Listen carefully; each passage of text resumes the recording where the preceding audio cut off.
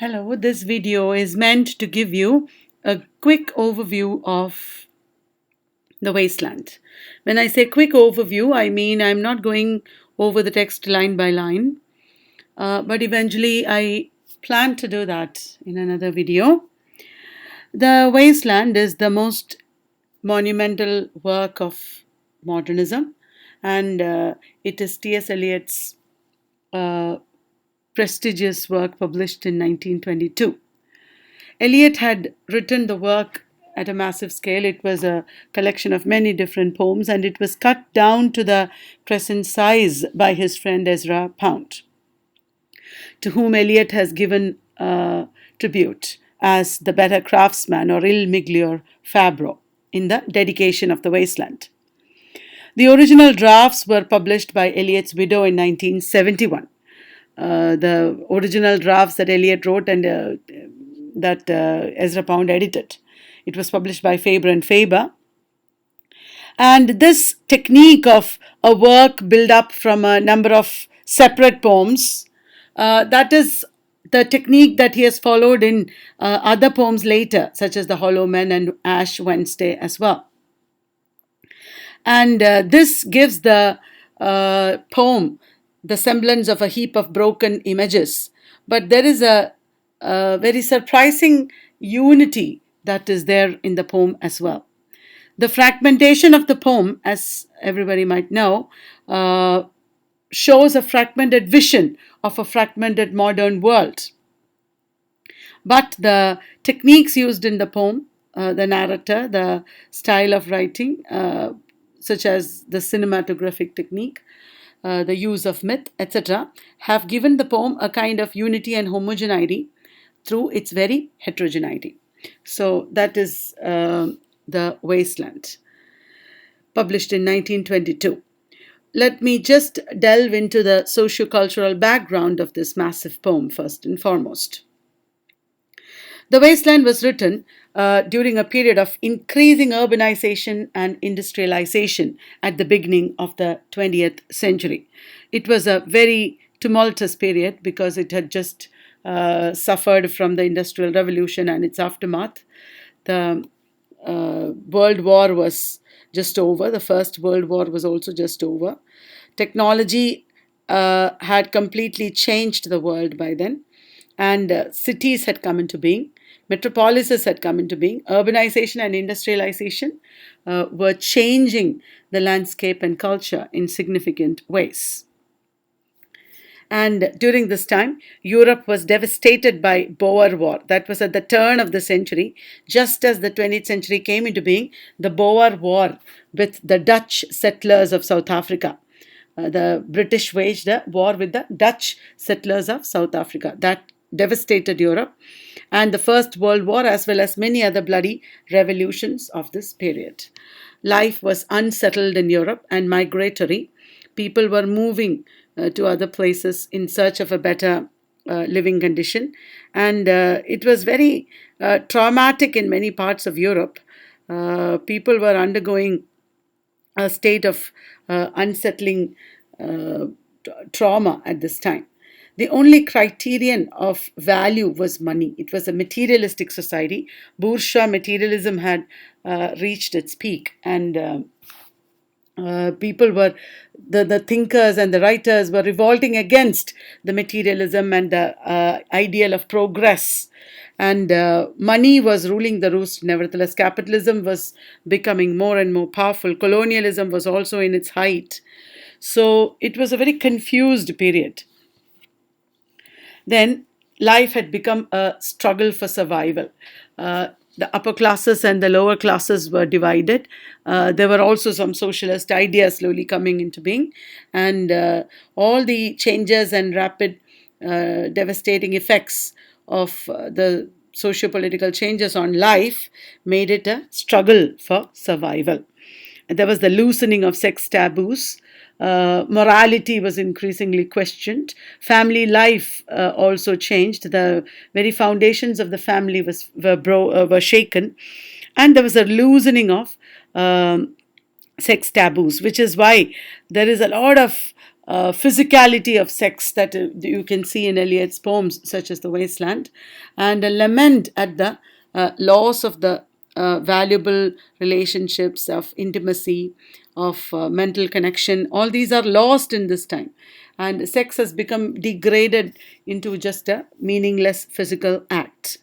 So this is a very important theme in The Wasteland. Now, continuing with the socio-political background, individuals became islands to themselves. Individuals are like islands. They are isolated from one another. This is a world where people do not understand one another. When you heard about, when we discussed Ulysses in another video, I talked about how these characters are all wandering in Dublin like islands. They are unable to connect or belong. So this is the condition of the modern man. Individuals are unable to connect and belong. They are the flaneurs in the metropolises, in the cities. They are just wanderers who are wandering aimlessly, unable to find meaning or identity. There is also the loss of spiritual values and the loss of all moral and ethical values. That happened in the late 19th century itself. In poems of W.B. Yeats, for example, we can see a lament of the loss of all moral and ethical values in this sense. And in poems like Sailing to Byzantium, for example. And because of this, there is a hollowness, there is an emptiness in Western civilization, in modernist society. So that is what you see in The Wasteland. Life became mechanical and fragmented. Life became empty and hollow, and life became like a wasteland. So that is what you see here. The wasteland is a metaphor for all these developments. Hysteria and paranoia are contemporary experiences. Many characters in The Wasteland, when they speak, they are hysterical, they are desperate, they are on the verge of a nervous breakdown or collapse. So hysteria and paranoia, because of desperation, because of frustration, they are contemporary experiences. Because of lack of connection, so all these experiences and traumas of the modernist society are depicted in the form of the text itself. The text is not a usual linear narrative. There is no single narrator. There is no a single point of view. There is no plot or story that you can follow through. And many times we do not understand what is happening. There is a mixing up of voices. There is a mixing up of past and present. So it is in this bizarre way that the poem is narrated to show the lack of moorings of the modernist society. The poem was composed during Eliot's convalescence in Margate after a nervous breakdown. So the whole of Europe has undergone a nervous breakdown in this period, and Eliot personally also had undergone a nervous breakdown. And the original draft in 19 pages had more than 1,000 lines. Now the poem has only 400 plus lines. So more than half of it was reduced by Ezra Pound. The original draft of the poem was very long, 1,000 lines long. It was edited and revised by Ezra Pound, and now it is 433 lines. At first, Eliot considered the title "He Do the Police" in different voices. It is a very absurd statement that you find in Charles Dickens's Our Mutual Friend. In Our Mutual Friend, Betty Higden is saying this about her stupid adopted son Sloppy. And he's reading the newspaper aloud, and Betty Higden is very proudly saying about her adopted son, "He do the police" in different voices. That was what Eliot wanted to be the title at the beginning. But then he changed it to The Wasteland, which is a title taken from Jessie Weston's From Ritual to Romance. The Wasteland was first published in the United Kingdom in the Criterion, in the first issue of the Criterion in October 1922, which was edited by T.S. Eliot himself. Until the end of its publication, until the journal ceased publication, T.S. Eliot was the editor of the Criterion. It was first published in the US in the famous journal The Dial with the very next month in November 1922. And this poem uses very many different techniques, techniques that are very different from the conventional romantic techniques of the 19th century. The poem, as I told you, is a heap of broken images that proceed without much logic. And the unifying factor, one of the unifying forces in the poem is the use of myth.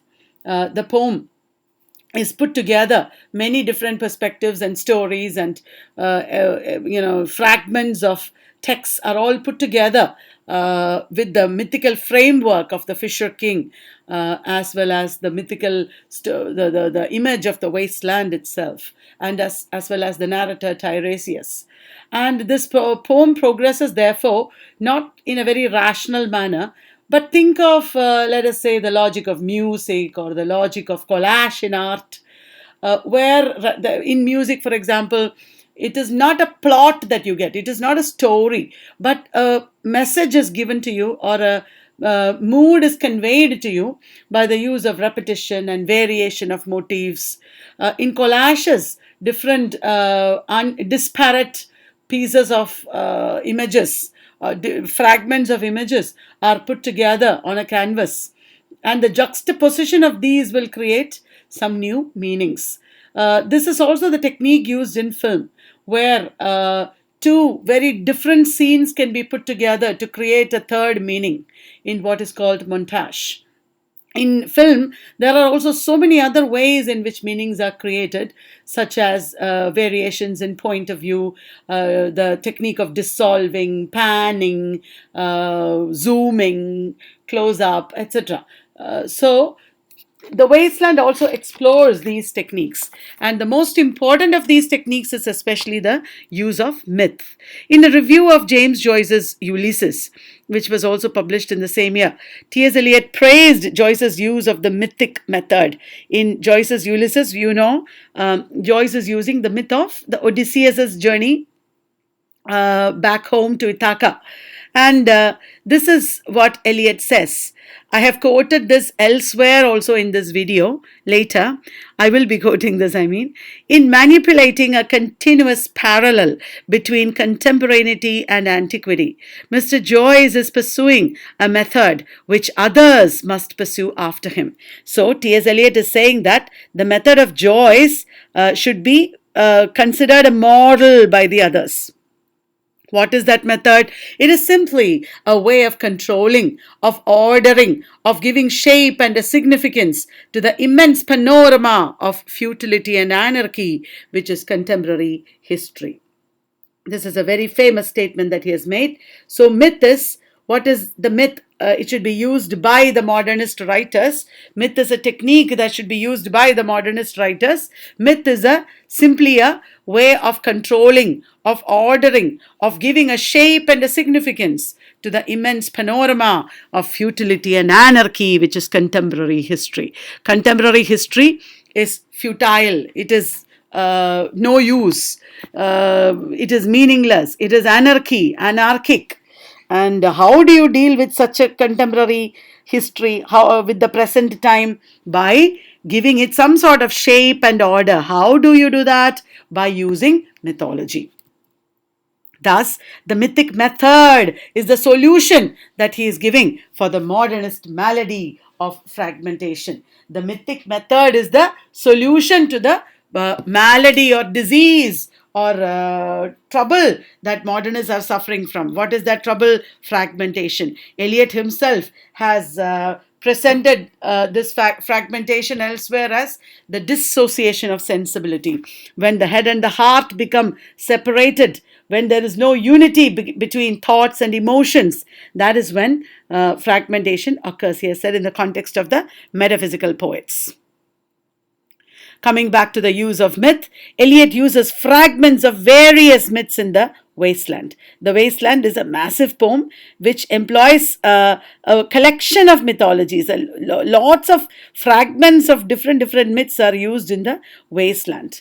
We have the myth of the Fisher King very centrally to the Wasteland. I also mentioned the myth of the Wasteland itself, the myth of Tiresias as the narrator. Then we have a number of other myths like the myth of Philomel, the stories of the great heroes from Homer onwards, down to Dante and Laforge, the French symbolist Laforge. So many writers, how they have rewritten these past stories. Eliot has imbibed, from it, energy from it, meanings from it. That is how he has written the Wasteland. And also myths from East and West, from India, from Jewish culture, from Christianity, everywhere. Greek classicism. Now, Eliot's use of symbol of perfection sought by the knights of the round table in Arthurian legends. That is why he is using mythology.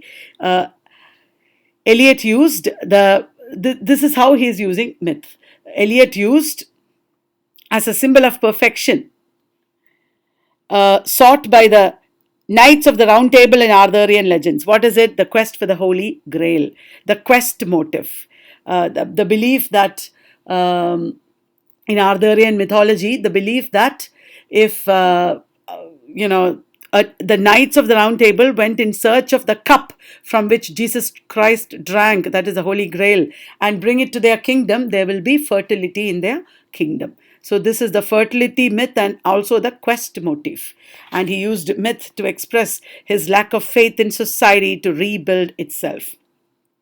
Remember, modernism later gave way to myth criticism. Many early 20th century writers, that is the pre-Second World War writers, turned to myth in different ways to make sense of the chaos and disorder of modernist period of Europe in the early 20th century.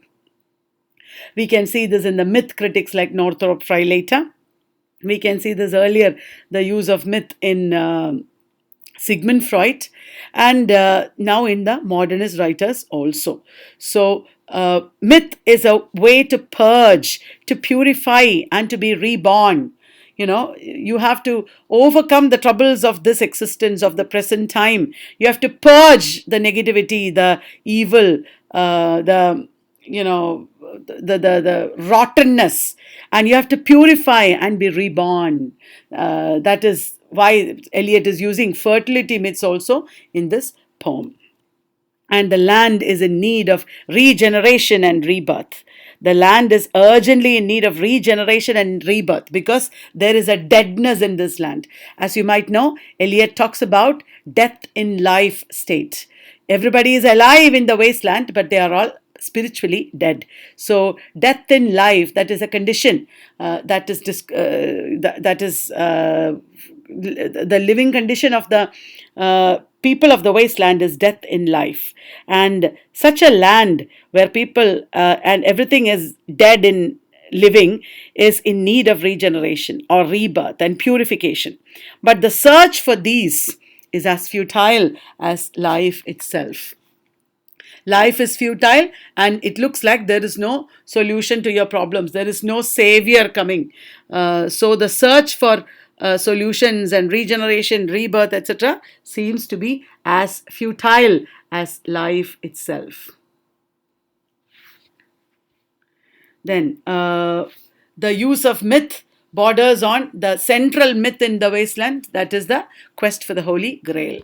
The quest for the Holy Grail is taken from Jessie L. Weston's book From Ritual to Romance that was published just a couple of years ago in 1920. And before that, mythology and anthropology were discussed by another major writer, James Frazer. Like Jessie L. Weston's From Ritual to Romance, James Frazer's Golden Bough is also a source of the wasteland, and it is a central inspiration for Eliot's Wasteland. And Jessie L. Weston's book, published in 1920, presents the Holy Grail myth, and Eliot has used it as the objective correlative of the poem.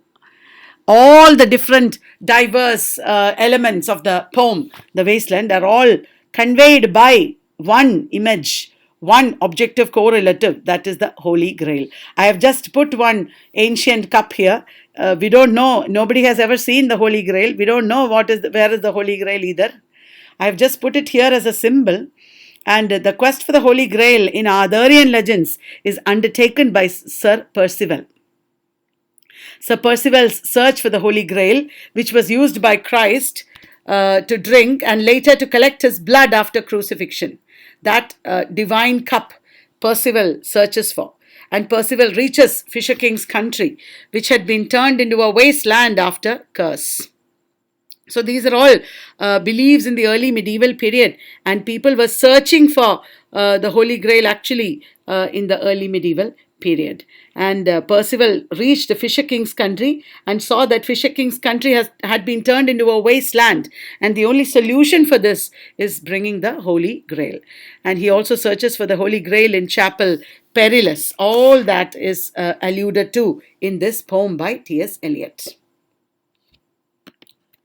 Now, the Wasteland uses fertility myths and vegetation myths taken from James Fraser's Golden Bough. I mentioned this book before. It was written some 30 years before Jessie Weston's book, and it was a classic. James Fraser's Golden Bough was a classic, and Eliot took allusions from anthropology and culture, ancient culture, from this book.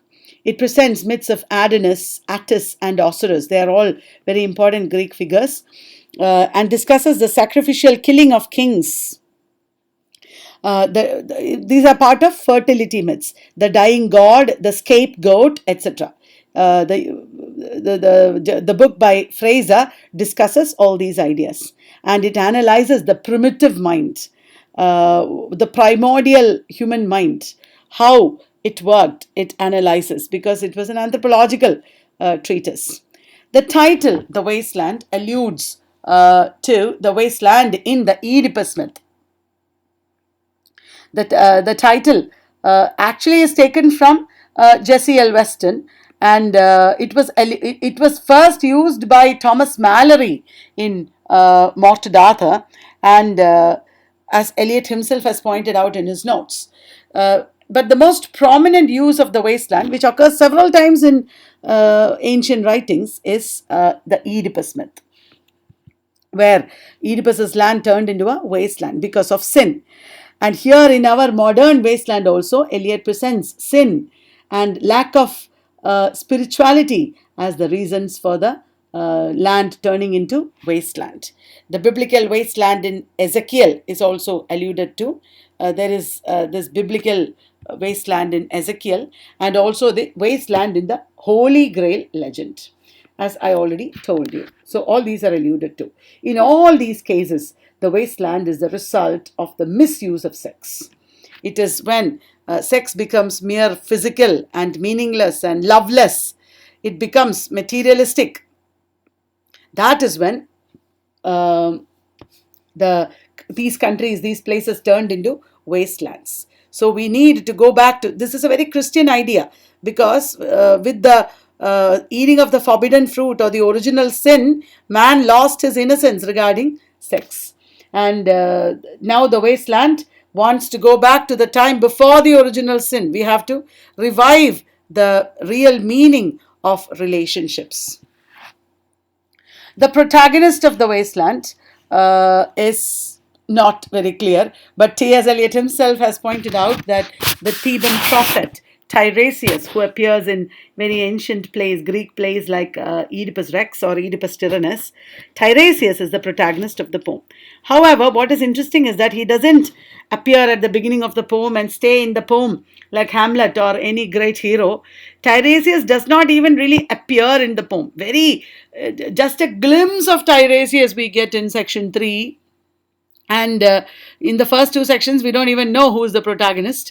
But Tiresias is an appropriate metaphoric protagonist, because he leads a liminal existence, in between existence, neither dead nor living. And Tiresias is symbolic of all the characters in the wasteland. You can also say that all characters in the wasteland are Tiresiases. Every character is like a manifestation of Tiresias. Tiresias has both male and female figures. He's an old man with a wrinkled female breast. This character was taken originally from Ovid's Metamorphoses, and also the tragedians before that. A diverse character he is, with diverse possibilities, because he is blind. He is neither blind nor sighted, because he has inner sight, insight. Powerful inner vision is there. He is immortal, neither dead nor living, and he is prophetic. All that becomes important in the wasteland. And also he is bisexual. He is neither man nor woman. He is bisexual. So in a very conservative point of view, this means degeneration of great spiritual love. Bisexuality or homosexuality was looked down upon in the beginning of the 20th century. And that is regarded as a degeneration of spirituality in this case. Tiresias lived both in this world and the other world. That is another way he strides two boats. He is liminal. Eliot says Tiresias is an all-inclusive consciousness. What he sees is the substance of the poem. Tiresias does not appear as a character here who undergoes experiences and who has a story. No, not like that. Rather, Tiresias is a consciousness, all-inclusive consciousness. His consciousness encompasses every character's consciousness. And what he sees is the substance of the poem. Tiresias and the Sibyl of Cumae symbolize perpetual old age. That is also very significant. The epigraph of the poem refers to Sibyl of Cumae, and that reminds us that Sibyl of Cumae, who has immortality, it is not a boon actually, it is a curse of immortality, because she doesn't have the boon of youth. She becomes older and older and older, and she hangs inside a cage and she wishes to die. Tiresias also is a symbol of perpetual old age, and this perpetual old age is a signifier for the condition of the wasteland, where all youthfulness and all meaning has disappeared.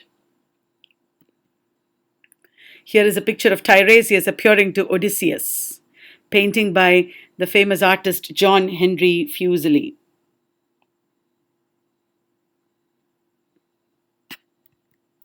Now, the major themes of the wasteland before we go into the text. The wasteland is about the decline of Western civilization because of its own doings, because of materialism, because of physicality, because of loss of spirituality, and because of the degeneration of love and sex.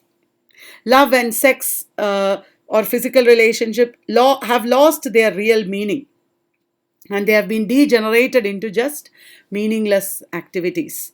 A culture which is not able to expel the unwanted tendencies and thus becomes a wasteland. That is what it shows. The impossibility of recovering meaning in life. You are unable to find any meaning in life. You are unable to have an identity. You are unable to have a direction in life. That condition of existence is what is characterized in the wasteland. Spiritual degeneration of contemporary culture as a result of all the reasons that I have told you already, as a result of the coming of materialism, spiritual degeneration because of the erosion of religion. In the Victorian period, there was the Victorian dilemma, and religion was proved wrong, and religion became propagandist and began to be used for political benefits. So politics took over at this time. Spiritual degeneration happened in contemporary culture, as well as a mechanization of life because of the discovery of science and technology. Because of technology, there is the mechanization of life. Now, the epigraph of the wasteland. The epigraph is taken from the Roman writer Petronius, who wrote Satyricon. Satyricon was written in the 1st century AD, and an extract from Satyricon is the epigraph. It tells the story of the Sibyl of Cumae in 2 lines. It is narrated by Trimalchio to amuse his drunken company in Satyricon.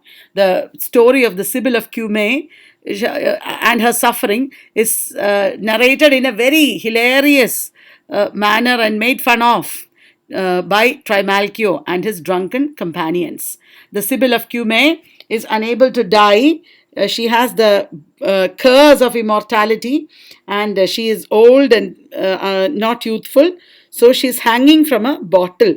She has become so small that she is hanging from a bottle. And when the boys said to her, "Sibyl, what do you want?" she replied, "I want to die." That is what Trimalchio is saying. "With my own eyes, I saw the Sibyl of Cumae hanging from a cage." In the story, cage or bottle, both are there, with children asking her, "Oh, Sibyl, what do you want?" And she replied, "I want to die." That is the condition of the wastelanders also. The wastelanders also want to die. They just can't go on living like this because life is more painful than death itself. The pathetic plight of the Sibyl suggests or anticipates the images of decay and decomposition in the main text.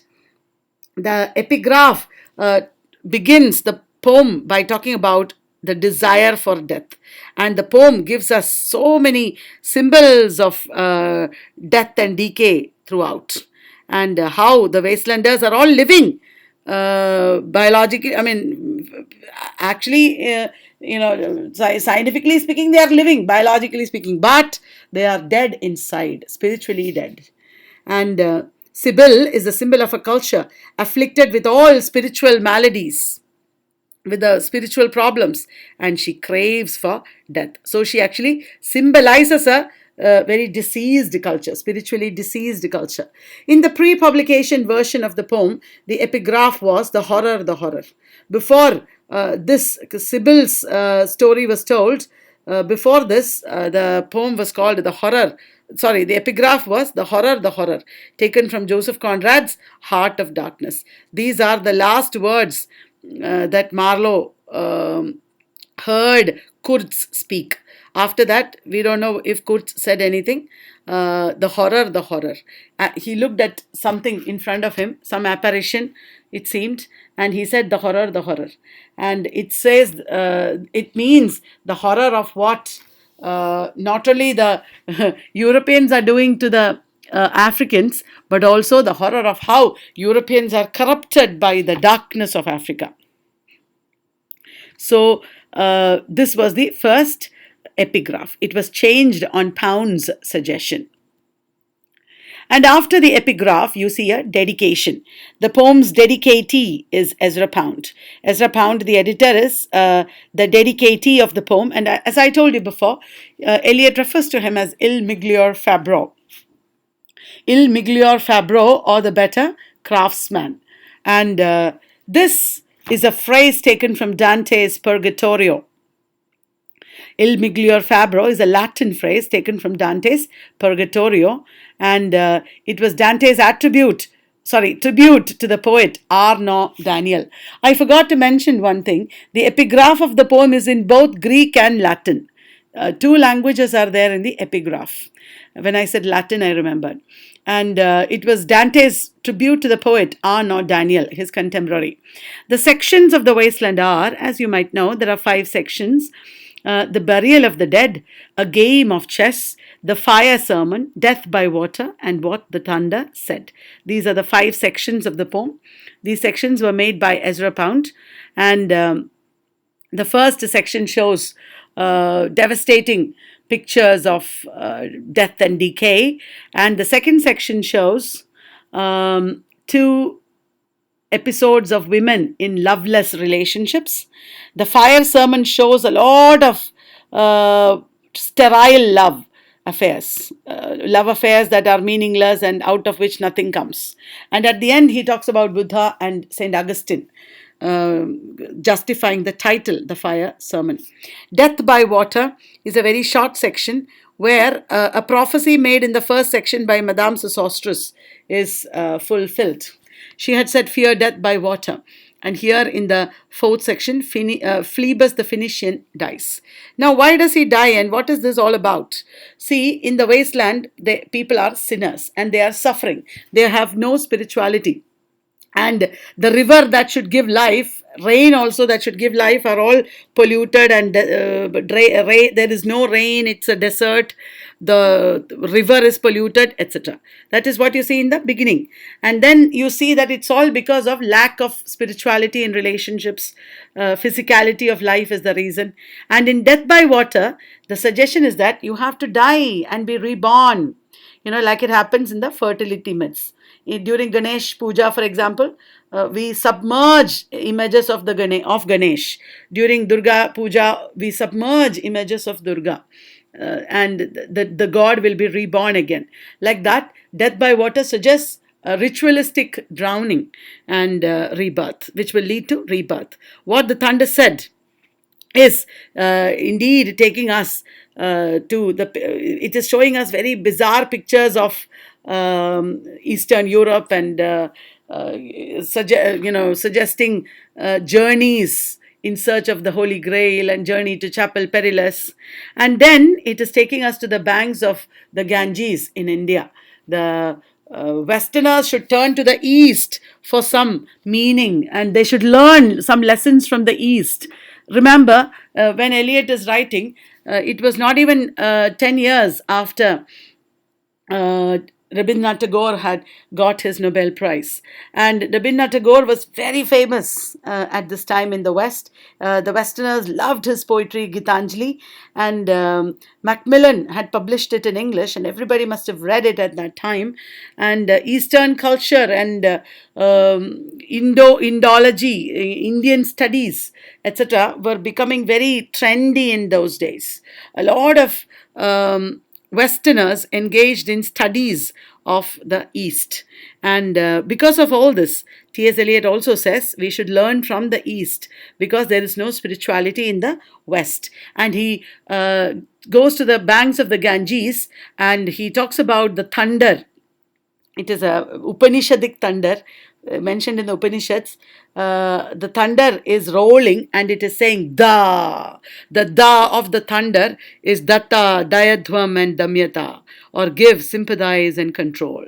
So this is the solution to our wasteland problems. We have to ritualistically die and be reborn, and we have to burn in fire in the fire sermon, and then we have to drown in water, and then we'll rain down. Do you understand? So we have to give, surrender. Give means it's kind of surrender, sympathize, control. These are the ways in which the thunder gives these solutions. These are the ways in which you can overcome the malady of the wasteland. That is in a nutshell. The first 4 sections of the poem correspond to the Greek classical elements of earth, air, fire and water. Earth is burial of the dead, earth. A game of chess is air, fire sermon, and then death by water. So, and then rain, it is last one. Thunder and rain. So, that is in a nutshell. Now we are going into the poem, but we are not reading from the poem here. It is only an overview. I will do a line-by-line analysis of this poem in Udemy because it is prescribed in universities and for exams. Okay, so I'll just give you a brief overview of the sections now. I'm not going into the text proper. The Wasteland was published in the first number of the Criterion in 1922, as you know. And the first section is called The Burial of the Dead. As you might know, it begins, April is the cruelest month, breeding lilacs out of the dead land, mixing memory and desire, stirring dull roots with spring rain. And then it is April, and there is nostalgia about winter. Winter kept us warm, covering earth in forgetful snow. So this burial of the dead begins by talking about April. The title, The Burial of the Dead, refers to the Anglican burial service of the Church of England, or the burial of the effigy of the fertility god. So both Church of England and pagan religions are evoked here in the title. The Anglican burial service of the Church of England is evoked, as well as the burial of the effigy. There will be an idol or effigy that is buried of the fertility god, and rituals associated with Adonis, Attis, and Osiris. This is also alluded to in the title. There are 5 episodes in the section Burial of the Dead. The first episode is what we just saw. April is arriving, and the poet is associating April with agony, because it makes demands of them that they cannot fulfill, and also April reminds them of past and future, mixing memory with desire. Do you remember that phrase? So the first episode starts with a parody of the first line of Chaucer's Canterbury Tales. Remember, Chaucer's Canterbury Tales talks about praising April. April is spring and summer is dawning, and it is wonderful season, says Chaucer, when everybody wants to go on pilgrimage. But this is a reversal of that glorification of April, and is describing the dull life of the inhabitants of the wasteland here. The main imagery of the first section, not the first section, the first episode in the first section is vegetable life. Breeding, mixing, stirring, covering, feeding, lack of emotion, without emotion, just mechanically people engaged in these activities. And this is the time, remember, when the European continent was reeling under the effects of the First World War, and traditional aristocratic patterns of life and national boundaries were all breaking up. The old world order had fallen apart. And then in the beginning itself, Eliot talks about, just a minute, Eliot talks about Countess Mary. Countess Mary is a character he talks about, and she is Russian. She's not a Russian, actually. And he is actually referring to the communist revolution of Russia here. Mary is not a Russian, he says in the poem. And that means she does not want to be associated with Russia because of its revolution. She wants to be associated with more decent people of the rest of Europe. So there is a rootlessness, an unbelonging, a nervous anxiety about identity that is, revealed in this section at the beginning itself, in the case of Mari. And this is continuing in the rest of the poem in part 2 of The Wasteland especially. Now, this is the first episode, therefore. In the first episode, we talk about April and also one woman, Countess Mari. In the second episode, also there are like 2 parts. This second episode begins with the striking change of language. He suddenly speaks in the language of the Old Testament, like the prophet, because we are reminded of the prophet Ezekiel of the wasteland, and he is taken to the valley of the wasteland, or the valley strewn with bones, and asked, "Son of man, can these bones live?" So he is seeing the wasteland. So this second episode is addressed to the Son of Man. That is actually in the Old Testament, Ezekiel, and it presents a vision of the geography of the wasteland. And this geography of the wasteland, which is strewn with corpses and rats, etc., shows that we are spiritually dead, and we can foresee no possibilities for the fruitful end of our journey. Where is this journey leading us? What is going to happen to us? There is no, surety. There's no certainty. This anxiety is there in the section, in the episode. And it looks like we are journeying into the desert of our life, or desert of future. And the ever presence of death and meaninglessness and helplessness is there, starting from the epigraph. Remember, from the epigraph till now, we have been talking about death and helplessness. And then the third episode suddenly gives us a piece of poetry. It is from Wagner's opera, Richard Wagner's opera. And then after this piece of poetry, there is suddenly the story of a hyacinth girl told in fragments. And then again a quotation from Wagner's opera. So the third section is about a hyacinth girl, and it begins and ends with quotes from Richard Wagner's opera. The opera is Tristan and Isolde.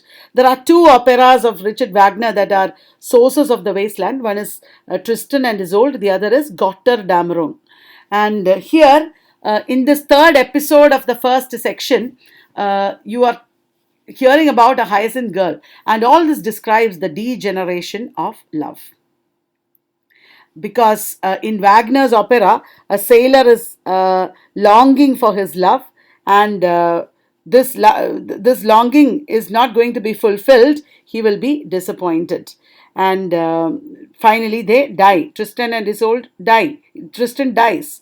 So anticipation of love and disappointment is the theme of the opera that he is quoting from, and it metaphorically suggests the degeneration of love, which is what led the wasteland to be the wasteland. Now, the fourth episode in the first section introduces the dramatis personae of the poem. The characters who will come later, like the Smyrnia merchant, etc., are all presented as tarot cards, possessed by Madame Sosostris, a famous clairvoyant. Madame Sosostris is a character drawn from Aldous Huxley's Chrome Yellow. That was his first novel, Huxley's Chrome Yellow. And she has a bad cold, it seems. And this Madame Sosostris, who is telling the future through cards, tarot cards, is an ironic inversion of the prophetic figure of Tiresias. She is a very bad fortune teller. She is not a real fortune teller. She is a cheap imitation of the prophet. She is a bogus fortune teller. So this is an inversion, ironic inversion of the prophetic figure. And paradoxically, she is described as the wisest woman in Europe with a wicked pack of cards. And she begins to foretell the future, even though she has no idea what she is saying. What is again ironic is that many things that she says turn out to be true. There is only one piece of advice that Madame Sosostris gives: fear death by water. That actually happens in the fourth section. And characters like the Belladonna, Hanged Man, One-Eyed Smyrnia Merchant, etc. Appear. And then we move on to the fifth episode in this section. So she selected a card for the narrator, which is the picture of a drowned Phoenician sailor, and warns him, fear death by water. This warning is given to the narrator. Now we come to the fifth episode. Hey, wait, before that, she showed the narrator cards of Belladonna, the one-eyed merchant, the man with the staves, there is a blank card, the wheel, and she searched for the card of the hanged man. All these people are introduced. Characters are introduced. The rest of the poem is not going to be the story of these characters or anything, but the characters whom we meet in the rest of the poem are in some ways representatives of these mythic characters. The last episode in the first section begins and ends with references to Baudelaire and Unreal City. That is the beginning of the last episode. Beginning Unreal City, from Baudelaire it is. The Unreal City is the metropolis. The metropolis was an important leitmotif in modernist poetry. The metropolis is a metaphor in modernist poetry, a symbol in modernist poetry for rootlessness, unbelonging, for people being directionless. And Eliot is using a composite or a mix-up of Baudelaire's Paris, Dante's Hell, and also the London of William Blake. And he's creating a horrifying picture of the metropolis here, where dull daily life happens. In the metropolis, there is only dull daily life, and people are locked in a mindless routine. in self-destructive, mindless routine. And remember, you may not know, I will tell you, Dante in Inferno describes the spiritual emptiness of the souls, who are condemned in Inferno. The people who are condemned to be punished in Inferno are people with spiritual emptiness. And when Dante describes them in Inferno, he signals to one man, he isolates one person out of it. And he was the Pope. He was one Pope. And why is he signaled out, he identified and picked out? Because he was a man guilty of cowardice. He was a coward and he allowed a bad Pope to govern the church. Did you understand? So this Pope is reappearing here in the form of Stetson. In the last episode, our narrator refers to a fellow that he knew, an acquaintance called Stetson. Stetson is also the name of a hat that many ordinary people wore at that time. So it is just somebody, that is the meaning. The figure of Stetson is reminiscent of that character from Dante. And he is referring to Dante's medieval hell as a representation of this city. This metropolis is like a hell. What you see here is a surreal picture. The speaker is walking through London populated by ghosts of the dead, and he confronts a figure called Stetson. And he says he fought with Stetson in the Mile battle. He's talking about battles. And remember, the book is also written immediately after one of the most horrifying battles of the 20th century, the First World War. And when he refers to Mile and Dante, etc., he's also referring to the 19th century, because here as well as later in the poem we understand that it is not just any one city he's talking about. He's talking about 19th century cities like that you see in Dickens. He's talking about all kinds of cities even in the past also. So he is talking about this decay or rottenness or deadness as a malady of humankind whenever they lived.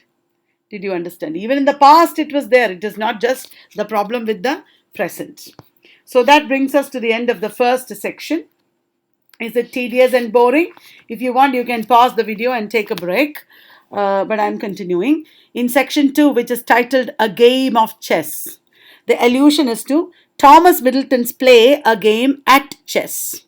In A Game at Chess, chess is symbolically employed as a game that shows the relationships of political relationships of the people in the play.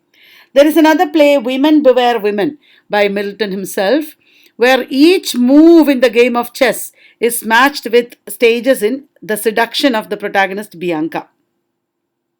Bianca is being seduced inside the room by the prince. Meanwhile, outside the room, without knowing what is happening inside, her mother-in-law is playing chess with another woman. So that is a story of lust and manipulation and deceit, and all that is alluded to in this title. The title denotes stages in a seduction, and it is allusion to another play by Middleton, Women Beware Women. Now, in this play, a game of chess is played between Livia, who is acting on behalf of the Duke of Florence, and the other partner in chess is mother of Leoncio.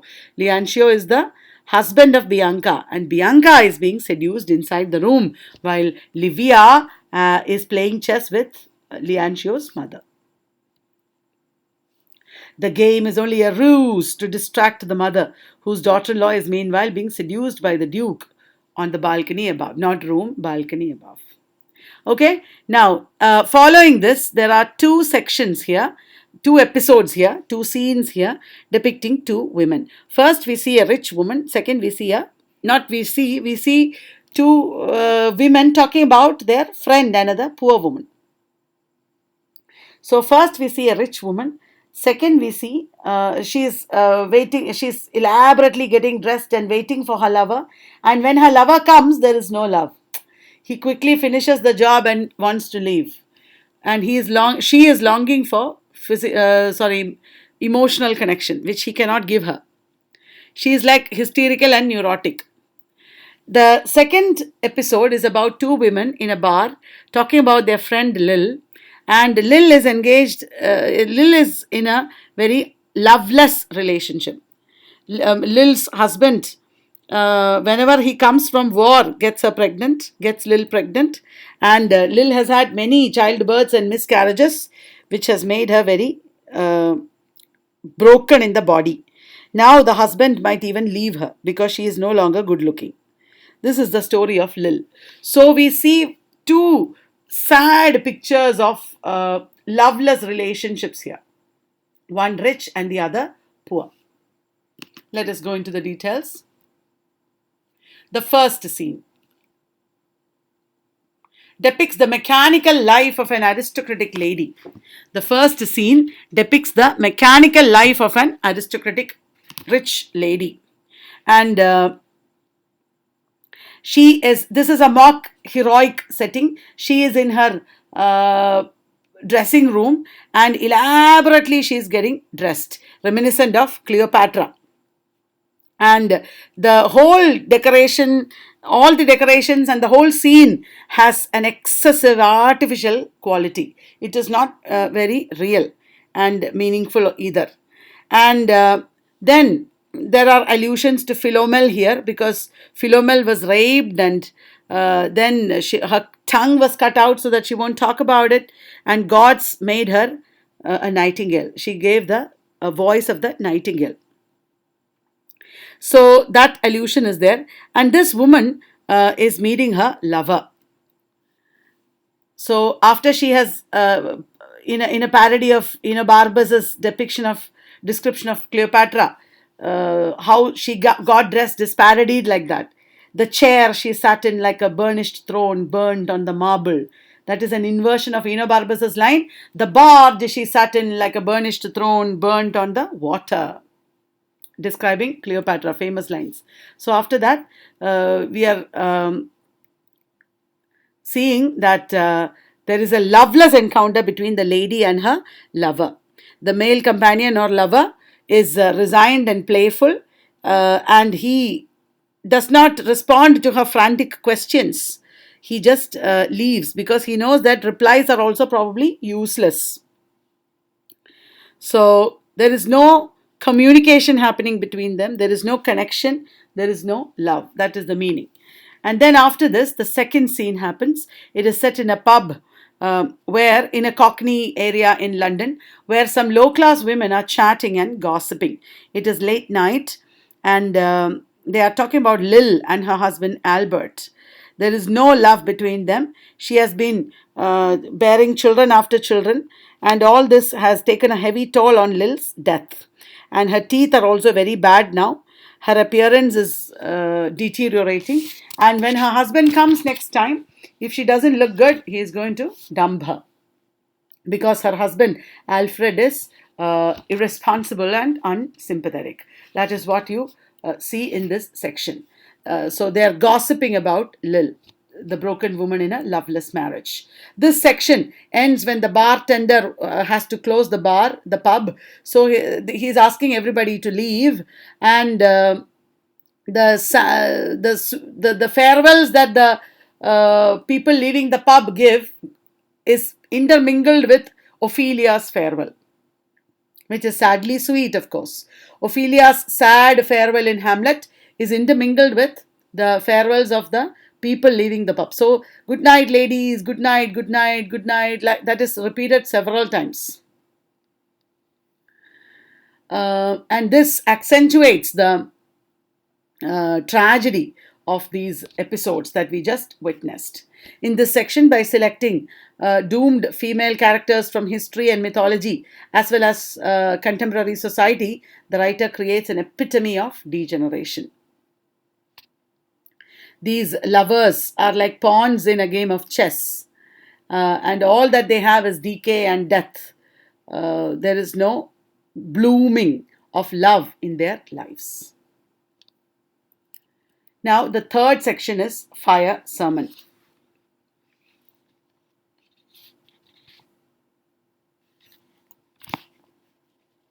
That is the longest section. We don't know why it is called a fire sermon until the end of that section. Um, and at the end of the section, he refers to Buddha and Saint Augustine. That is when we know why this is called fire sermon. In this long section, the title alludes to Buddha's sermon on the fires of anger, malice, and lust. These are fires that will consume you. That is why in the next section you should die. Section contains a series of increasingly debased sexual encounters. You see a lot of sexual encounters out of which nothing really comes. Where they are mechanical or violent, and there is no respect happening. There is a lot of reference to history also here. Elizabeth and Leicester, the homosexual relationship of the Smyrna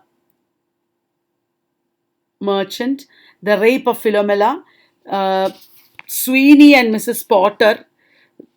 Like there is prostitution, there is loveless extramarital affairs, there is the pretension of love between Elizabeth and Leicester, there is homosexual love. None of this actually leads to any joyous culmination.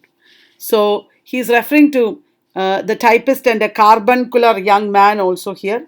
And like in the previous section, they are like mechanical in their love relationship. They are bored and tired in their relationship, and there is no pleasure in their sexual act. It is in this section that we see a desolate riverside scene, and we realize that Tiresias is sitting there. The speaker introduces suddenly as Tiresias. And this is a crucial moment in the poem.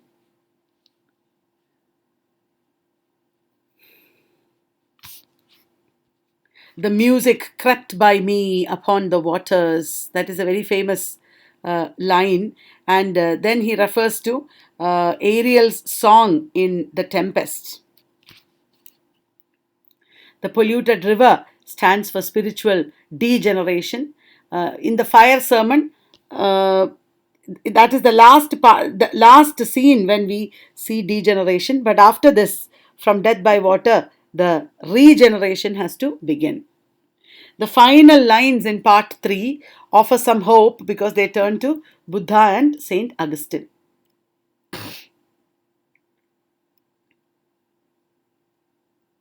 So now a structure of the stanza I've given here. The first beginning, the structure of the section I've given here. The beginning of the section presents a horrid till now I was talking about the wait. This is game of chess that is over. Next we are talking about fire sermon.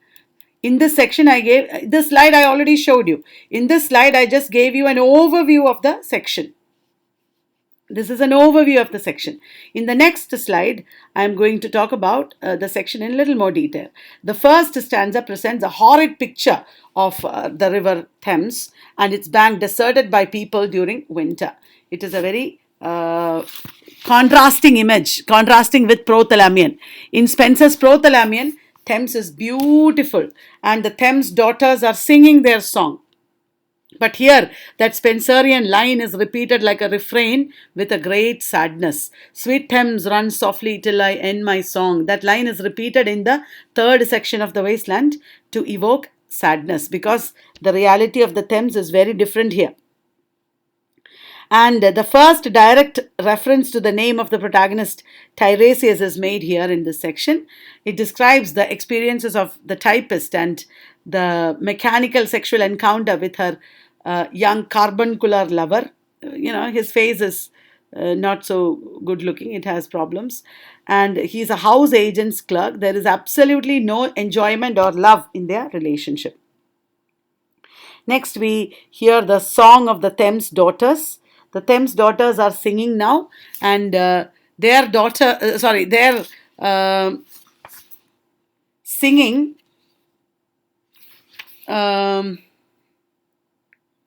is taking us to the song of Ariel also that I mentioned. Then we come to the end of the section. That is where we talk about why the Thames daughters are singing is because there is a lot of difference between the uh, earlier depictions of Thames, the Renaissance depictions of Thames, and now. Now there is violation and confusion. That is the story they are telling us. The Thames daughters are telling us the story of violation and confusion and uh, disaster and madness, and all the disasters that we heard about in the section are coming to a close in the reference to Buddha and Saint Augustine. Both Buddha and Saint Augustine came to an understanding of their problems uh, in philosophy and spirituality, and they saw a way forward. So there is hope. So at the end of the fire sermon, the disastrous picture of Europe is coming to a climax and giving us some hope. The next section is death by water. It is, as I already told you before, the shortest section of the wasteland. Death by water reminds us of Madame Sosostris's warning. What did she say? What was her warning? Fear death by water. And if, Phlebas the Phoenician is dead, and that dead sailor somehow reminds us of Coleridge's Ancient Mariner, and in both these cases, both these sailors have had a disastrous end. The poem also connects with, the section also connects with Ulysses' voyage as imagined by Dante and Tennyson. In Dante's Inferno and in Tennyson's poem Ulysses, you can see references to this. And what is expressed in this section is the extreme opposite of what Buddha and Saint Augustine expressed. Here, there is frustration, and it actually refers to a poem. It gives us a very bleak picture. I will come to that, but first I have to explain that this section is actually a verbatim translation of a French poem that Eliot had earlier written called Dans les Restaurants. In the Restaurant. That is the poem that Eliot himself had written earlier in French. And what is that poem about? In that poem, a dirty old waiter is telling a customer how, at the age of 7, he had been on the point of having sex with a young girl.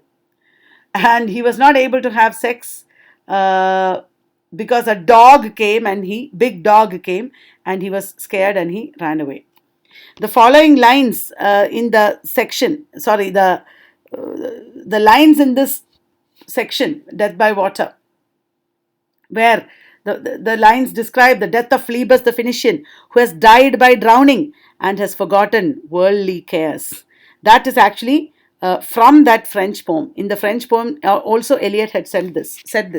Phlebas the Phoenician, a fortnight drowned, forgot the cries of gulls and profit and loss, and he forgot everything. The sea current, the currents in the sea carried him away and took him back through the stages of his former life. That is how it is said, and it is the implication is that Phlebas is a man who sought only physical pleasures and not spiritual wisdom. Phlebas came to such an end because he was a sinner and he sought only physical pleasures, and he had no spiritual wisdom. So the narrator is warning the reader. Consider Phlebas the Phoenician. Recall your own mortality. Remember, you will die. And mend your ways. That is the warning that he is giving us. So that is the small section, Death by Water. Now there is another big section, that is what the thunder said. This section begins in a bleak desert landscape, and eventually we come to rain on the banks of the Ganges also. The title, that is why thunder. This title and the thunder is actually an allusion to Brihadaranyaka Upanishad. Of the many Upanishads in India, Brihadaranyaka Upanishad has talked about this thunder. And immediately after this section begins by turning from the water that drowns to the water that saves. Now, in this section, it is not water that drowns like before, it is water that saves. And there is the evocation of Jesus. He talks directly about Jesus Christ, attempts to achieve peace under the shadow of religion. That is what it is. Jesus was believed to be a god by his followers, but Jesus died. That is mentioned in the beginning of this section. So we have to revive the spirit of Jesus. The quest for salvation and inner peace is expressed through objective correlatives. There are three objective correlatives through which he is expressing the quest for salvation. Everybody wants salvation. To you, salvation might be in the form of passing NET with JRF or getting a college professor's job or something like that. For some other people, salvation will mean a lot of money. You see all these physical, material things we are stuck with. What is actually salvation? What does the Spirit want? That he is metaphorically showing here through three objective correlatives. What are they? The journey to Emmaus, the approach to Chapel Perilous, and the present decay of Eastern Europe. Eastern Europe especially because that is the place corrupted by communism. Eliot was against communism, and Eliot was against these devastating changes in Eastern Europe. Now, so what Eliot is doing is describing a journey here, and it is a metaphoric journey through the wasteland, and he is also talking about a desert that is very frightening, and there is no water there. In the desert you get horrifying delusions, and this journey and this suffering refers to the journey to Emmaus and the decay of Eastern Europe manifested by the communist revolution in Russia, and the approach to Chapel Perilous. Reality and hallucination are mixed up in these images that are presented here. He alludes to Jesus again. Jesus died on the cross. The disciples were so stunned by death that when resurrected Jesus resurrected and came back, they could not accept him. They did not recognize him. And that is how the wastelanders are. They do not recognize their Savior. And Jesus had warned of a time of anarchy when prophets will be put to suffering. And Eliot thinks that what Jesus meant was this communist revolution. The time of anarchy when prophets, because the communists also prosecuted the Christians. And there is also the message of hope. Because the journey to Emmaus and Chapel Perilous are ultimately linked to the finding of the Holy Grail and hope. Now, there is the ancient India that Eliot is suggesting as the refuge. We should turn to the east. We should turn to ancient India. As I told you, in the beginning of the 20th century, ancient India was like a very great haven for the Westerners. And he is turning to Brihadaranyaka Upanishad, as you know. As I told you, it refers to Christ. The next stanzas describe the last part of the journey of the quester. The desire for water is intensified. Remember, he was journeying through the desert without water. Now he wants more and more thirsty he is. He wants water. And that is when the hermit thrush sings in the pine trees. And the song goes, drip, drop, drip, drop.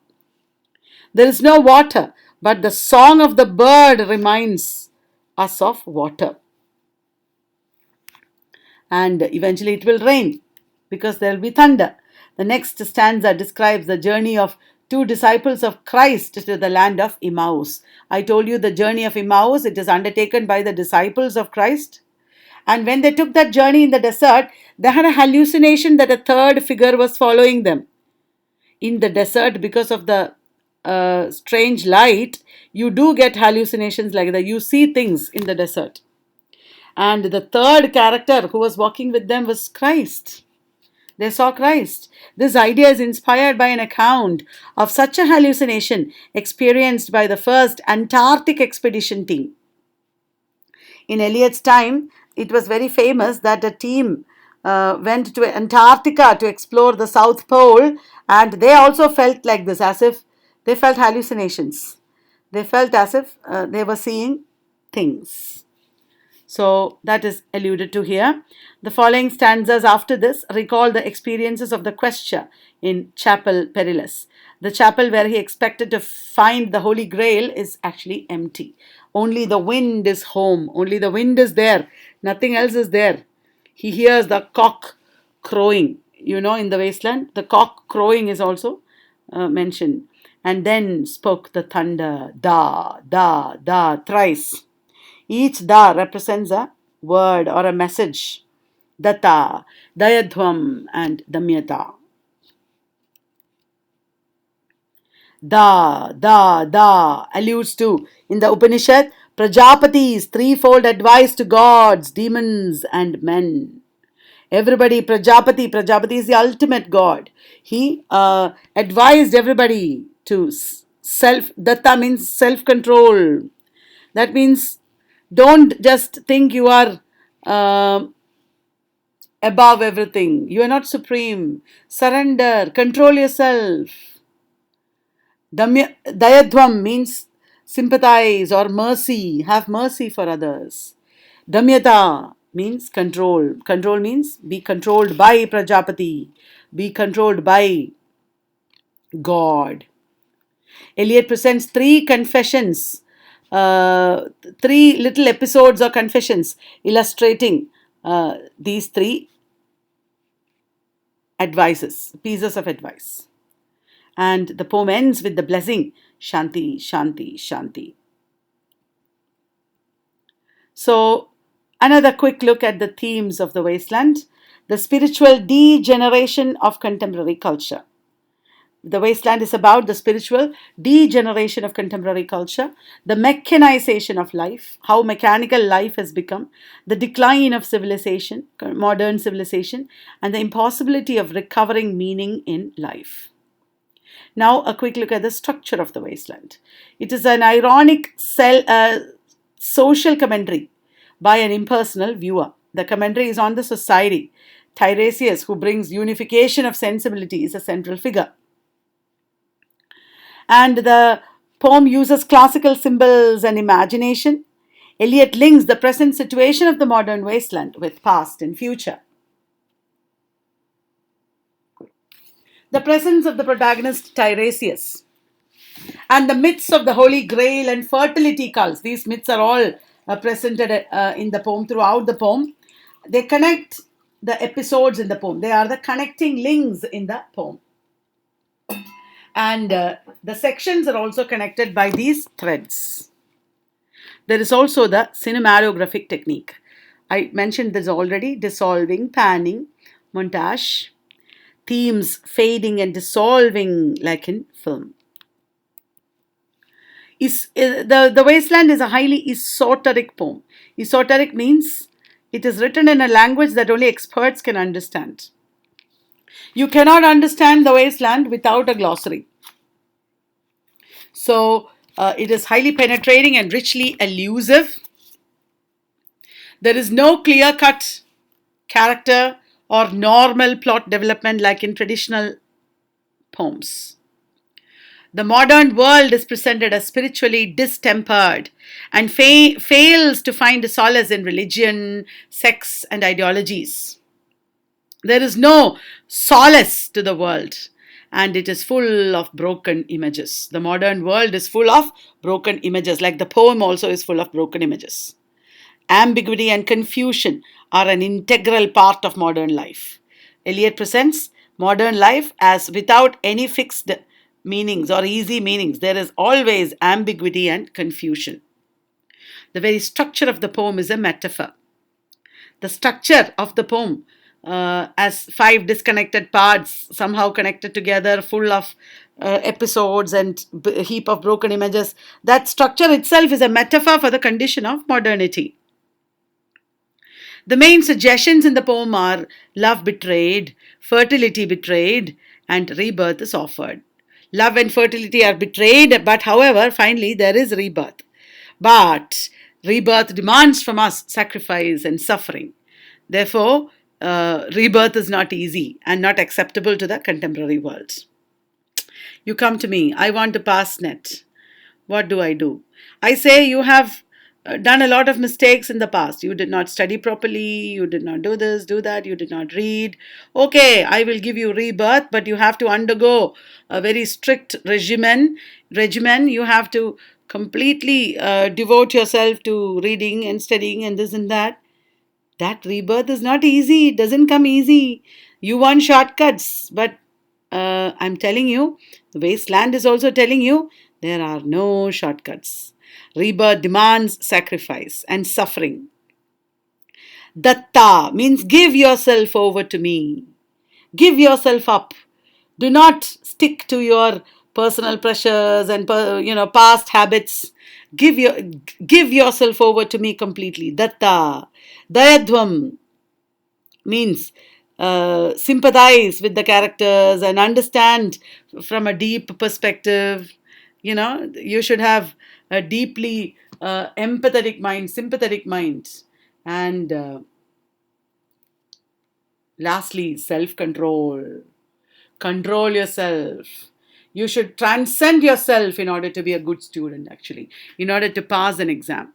You should transcend yourself. See, I am sitting here and making videos at 3 a.m., 2 a.m., in the death of the night, studying throughout the day, because I'm transcending myself. If I remain Kalyani and I have my pleasures and I have my, things to do, then I won't be a successful professional. I have to completely give myself up. I have to give my family life and health and pleasures and everything. First priority should be my profession, my studying, which is endless. Like that, when we do, there is rebirth. Rebirth demands sacrifice and suffering. It is not easy. And therefore, it is not acceptable to everyone, to the contemporary world. But we should do it. Otherwise, there is no survival. What are the modernist elements in the wasteland? The wasteland presents pictures of a disintegrated world. That is typically modernist. Modernism is not about a coherent story. It is not about fixed points of view. It is about shifting points of view and heaps of broken images. There is pessimism and frustration, use of illusions, symbols, mythical elements, surrealism as well as imagism, very cryptic, condensed kind of writing. But finally, there is also a ray of hope that is offered. Art will provide unity that is lost in the modern world. The hope is that art will somehow provide unity that is lost in the modern world. So there is a turning to the philosophy of the East to achieve this. Now, the mythical method. You already know this is actually a repeated slide. I don't want to read it out. You already know that myth is a way of controlling, of giving shape to the immense panorama of futility and anarchy that is contemporary history. And Eliot used myth to purge, purify, and be reborn. Now, sources of myth in the poem. That is why I had to give you that slide once again. The Bible. He has drawn myths from the Bible, from Dante's Inferno, from Virgil's Aeneid, from Ovid's Metamorphoses, from Milton's Paradise Lost, from Jessie L. Western's Ritual to Romance. He has also taken from Jessie L. Western's From Ritual to Romance, James Fraser's Golden Bough, A Study in Magic and Religion. That is the subtitle. In his notes to the poem, Eliot refers to various catalogues of myths. He refers to various collections of myths. What are they? Such as Adonis and Attis and Osiris myth. They are the corn gods of fertility. The title of the poem is drawn from the myth of the Fisher King. and the fertility myths, which tells of a kingdom becoming barren or wasteland because of an injury to the king that made him impotent. The fisher king does not have fertility, he's impotent.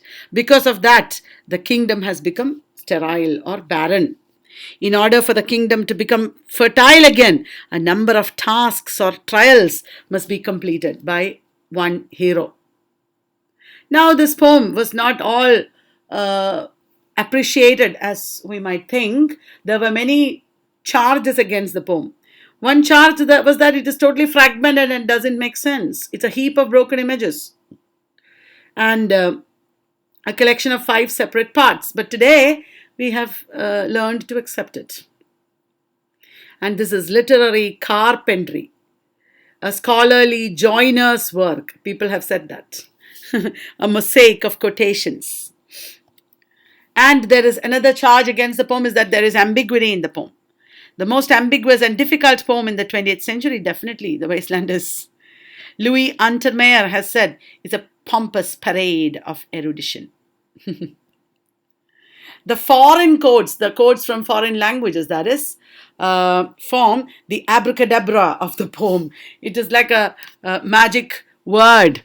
Suddenly, these words and things that you don't understand bring meaning like that. What game is Eliot trying to play with his readers? So that brings us to the end of this video. I am rounding it off with the picture of a mushroom cloud. Another picture of devastation that war brought, that modernity brought. Thank you very much.